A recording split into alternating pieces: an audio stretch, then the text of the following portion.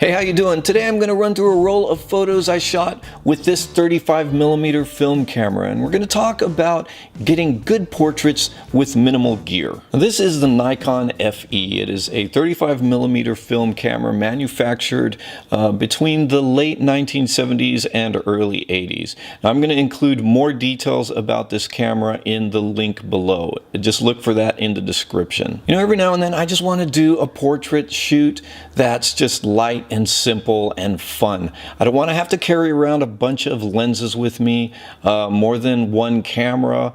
I don't want to carry around a bunch of lighting gear, sometimes not even a reflector. I just want to be able to bring something like this along with me and just take pictures. You know, that goes hand in hand with the idea that I don't always shoot a lot of pictures during a portrait session. Sometimes I figure I'm just going to shoot a few pictures and I'm just going to just try really hard to make everyone count. And so, I take the pictures, I'm deliberate about it, I consider every shot, and I just do my best, and usually I end up with something that I'm happy with. And this was one of those kinds of shoots where I agreed to meet with somebody off of a Craigslist ad, and I'll do that sometimes. I'll post something on Craigslist, basically say, hey, I'm looking for new faces, and if you want to shoot with me, I'd be happy to consider it. I asked them to send me a headshot and a little background info, and this is how this shoot worked out. I already had a roll of Portra 160 loaded in this camera, and that roll was partially spent, so I only had maybe 20 or so pictures left that I could take on this roll. And I said, you know what, that's going to be enough. Just this camera, the roll that's already in it, nothing else, no other lenses, no reflector, no anything. I really loved shooting with this camera. I knew it was going to be fun, and as long as we could establish a decent rapport, we could get to some good shots pretty quickly. We wouldn't have to run through a bunch of shots just to kind of get the subject warmed up. So, things did have to click into place in order to make this a successful shoot. I think we pulled it off. So we're going to run through this roll, and I'm going to give you my thoughts about the process as we go along. Okay, before we get started, remember when I said that we went through a few frames before we actually started this photo session, and I shot some pictures in Chinatown. And I think what I was doing, this was a while back, so I'm trying to remember what the point was for doing this, but I think what I was doing was I had loaded the camera with Portra, which is essentially a portrait film. It's supposed to be really pleasing as far as skin tones go, but I wanted to see what Portra would do, doing non-portraits, just doing street scenes and things like that. Just, what the sky would look like, and what, buildings and other colors, just stuff that you wouldn't see in a portrait. I wanted to see what that would look like. And so we're in Chinatown, and I shot a few frames off there. Let me just go ahead and run through those real quick. I think the colors are pleasing for something like this. They're not, it's not like super saturated. It's just straight up color. Now, this is a first shot on the roll, and it looks like I was shooting with a 36 exposure roll. So we are going to start here, and I'm going to have to, because I have all of these loaded in Lightroom, I'm going to have to kind of jump around.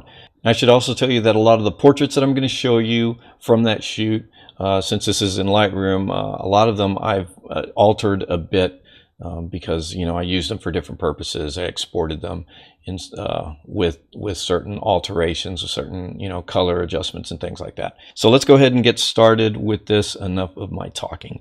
All right, we'll go through these shots in Chinatown. So this is number one. Here's number two.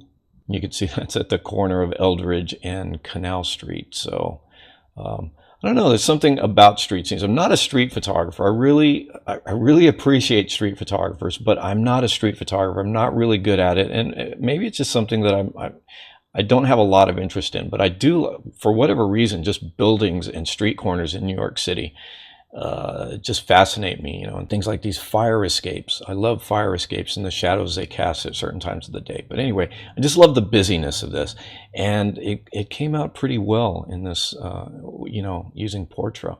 Frame 3, again, more of the same. Frame 4, I think this was kind of a test shot. It's really nothing special about this. I shoot stuff like this sometimes just to, I notice a contrast in a scene or something, and I shoot it to see, Like that old saying, you take a picture of something to see what it'll look like as a picture. Another street corner. I really love the colors here. Just love it. New York City, it's so vibrant, it's so full of energy, and there's always stuff going on. And this is actually one of the less busy street corners. I mean, you can just walk down a block and it's just crowded with people. Happy Lucky Restaurant, Emperor Japanese tapas. Just it's New York City, man. And here's this. There's a lot of this stuff in Chinatown too. Lots of, yeah. We spent a lot of time in Chinatown actually. Noodles and dumplings. A little close up of that. Now, I think that some people might see something like this and just say that they want more vibrancy, more color. I don't know. For the last few years, I've been kind of, I think I got so burnt out on like really saturated, crispy, punchy digital images that I kind of went back the other way, and you know, just wanted the more filmy look. And if I don't get it with film like I am here, like the analog way, then I'll actually go into Lightroom and make things a little more filmy looking if I'm shooting with digital. Fire escapes. I told you I love fire escapes. And then this is just a plant. I don't know. I probably shot this just as a resolution test or something. Who knows? Anyway, so we get into the portraits now. This will be the first one, and I don't think I have this altered at all. I think this is pretty much as it came out of the camera. And I think you can see here that this is the first frame we're shooting. Now, we talked a little bit beforehand. I asked her what she was into, and she told me that she's also a creative. Creative people, and I'm telling you this from personal experience, and you're probably like this too. We tend to be a little protective. Maybe you can say introverted. I don't know, but we're artists. We tend to we're more in here than we are out there, and so I can understand when you're meeting another artist, and this is a visual artist. You're meeting a person who's kind of similar to you in that way. It can be helpful to kind of realize that the person in front of your camera might sometimes be and feel a little bit like you would feel in front of the camera.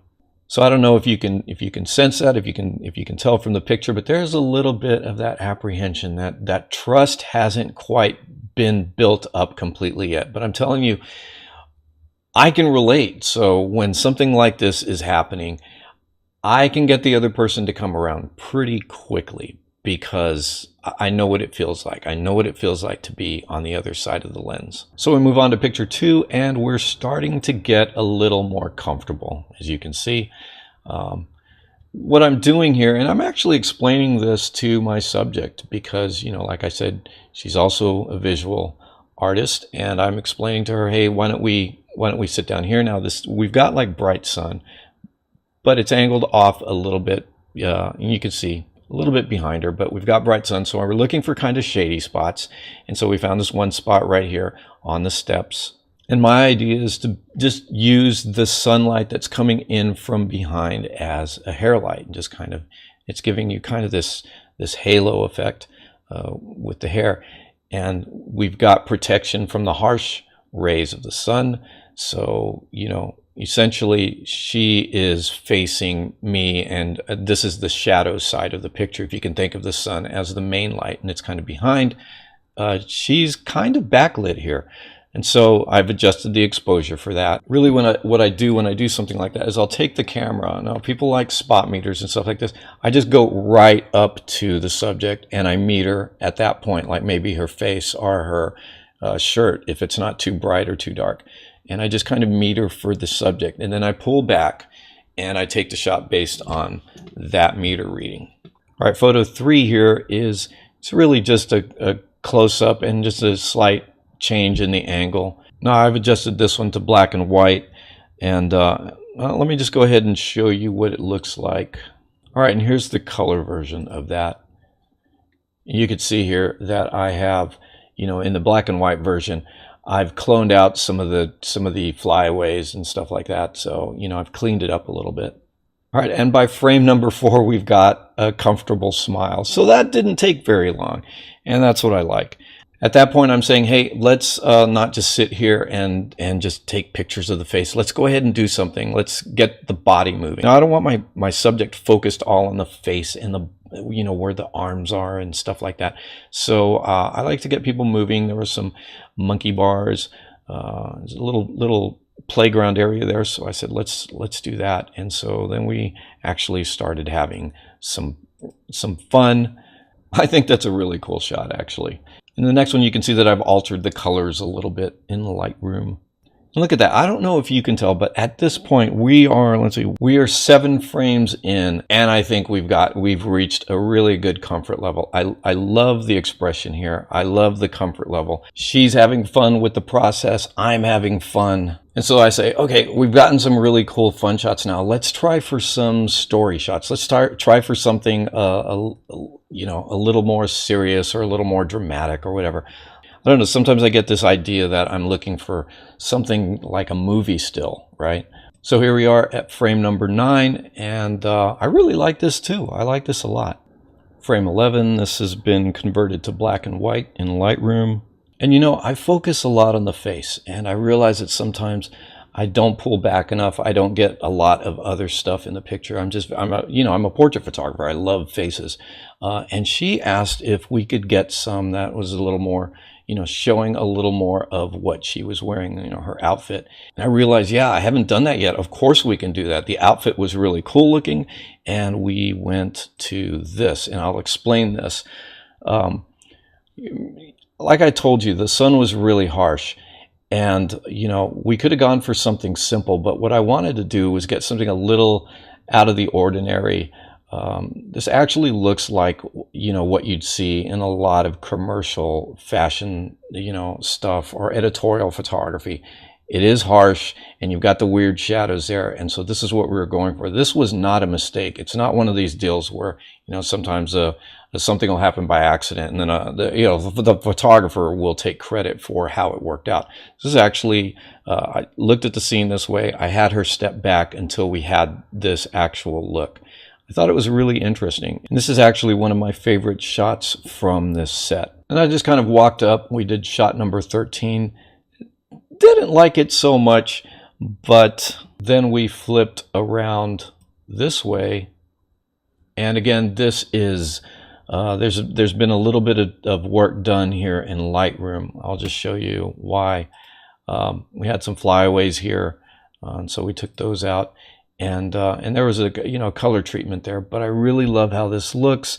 We've got harsh sunlight, doesn't matter. Light doesn't always have to be super soft to get a soft look, as you can see. I mean, there's a lot of other factors involved, and this is one of my favorite shots. So that's shot number 14. All right, so next we have this sequence of shots on the playground slide. And what I wanted to do is just have her recline back, and I wanted to use her profile. I think she has this awesome profile, and the angle of her arm. Lots of times, this is one of those things that you'll do in figure studies or something. You'll use that angle with the arm and elbow against the profile. Maybe have the hand up in the hair. But we did it like this, and sort of a daydream shot, a little on the sensual side. That's always going to be the case if someone's shooting with me. We're going to get a few of those. And I think we actually shot 3 versions of this. You can see as far as the lighting goes, we're using ambient light. The sun is, from this position, the sun's not hitting her directly. There's a lot of strong ambient light coming in, and you can see that over here on the arm. But the rest of it is just being, just bouncing back from the scenery and from the sky. So again, no direct light here. Now getting back to making sure we get some more of the outfit in the shots. She wanted to use the bench. I thought that was a fun idea, and I always love playing with the angles of the legs. So I said, hey, instead of just sitting there, make your feet and your legs awkward. And I said, look, trust me, it's going to look kind of cool. It'll look more interesting than just sitting there straight on. And really cool shoes and shorts and hose and everything. Everything looks really cool, and I liked it. It looks like just like a casual look. And then I think she asked if she could sit sideways on the bench, and we did that. I like that. So at this point, I'm thinking that we're almost done, and I knew I had pretty much what I wanted. But we went for a few more, and remember I said that I really liked her profile. I think I actually caught her looking into this trash can, and I said, hey, why don't you do that again? And that'll happen a lot. So we just kind of played around with some poses in this kind of setup, and I shot a few things that I thought looked cool. And there's a closer version of that because, yeah, it was that whole profile and the hair cascading behind the face that kind of framed it. And then, as I will often do, I'll just say, hey, just kind of slowly turn towards me and bring your eyes up towards the camera. And I'll just click the shutter when it looks right. And it looked right at that moment. Right, now it would have been fine to stop there, but for the sake of complete transparency, I'm showing you every single shot I took that day. And we ended with just a nice, happy, you know, we're done with the photo shoot kind of shot. And I really like this one too. So, okay, here's that same shot without the Lightroom adjustments added to it. And this is pretty much how it came back to me from the lab. All right, and you can see with this camera, I'm shooting at the... because I was using Portra 160, so that's 160 ASA, which is, you know, the 160 ISO equivalent. And you can see that the bokeh I'm getting is really just buttery. It's nice.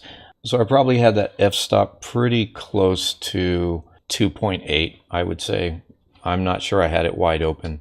But yeah, beautiful pictures with the Nikon FE. Yeah, I like it. This makes me want to get out there and shoot with it again. Hey, I hope you enjoyed that walkthrough of our photo shoot with this camera. I love this camera. It's one of my favorite ones to shoot with. It's very easy to use. I encourage you to go ahead and check out that link in the description below. Maybe I'll put more than one link having to do with this camera. You might want to pick this up. I picked this up on eBay for, I think, at the time around 50 or 60 bucks. So it was a great bargain. Again, it's the Nikon FE, and there are a lot of other models kind of in this same range and manufactured around the same time, both by Nikon and Canon, that are still really popular. So go ahead and check those out. And hey, thanks for hanging out with me today. If you like this video, go ahead and click that like button. If you haven't already, go ahead and click subscribe. That's about all I have for you today. I'll see you next time.